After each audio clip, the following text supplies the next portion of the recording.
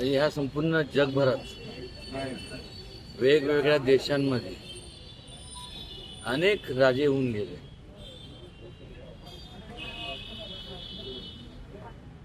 त्यांच्यात आणि छत्रपती शिवाजी महाराजांमध्ये जो फरक आहे तो हा आहे की इतर सर्व राजांनी त्यांचं साम्राज्य वाढवण्यासाठी लढाया केल्या.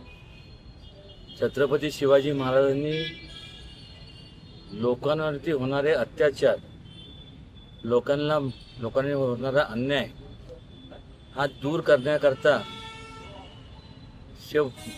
शेवटपर्यंत ते कार्यरत राहिले. आणि त्यामुळं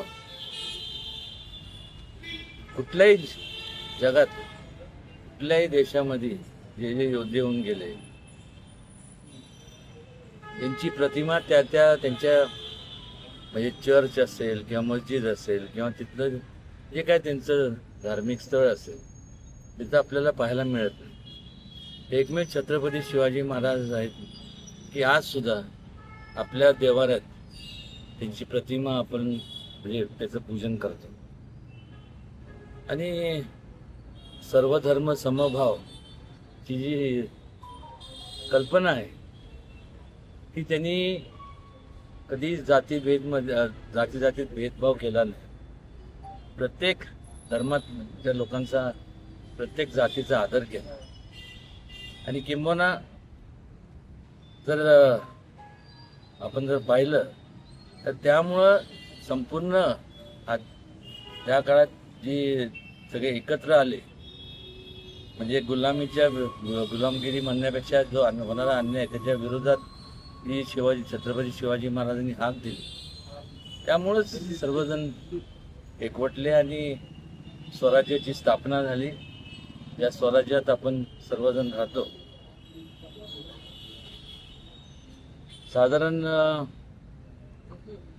आजचं सुद्धा आपण जर आजची सुद्धा परिस्थिती युद्धजनक परिस्थिती जर पाहिली तर त्या लोकांनी खरं तर महाराजांचे जे विचार आहेत त्यातनं बोध घ्यायला हवा.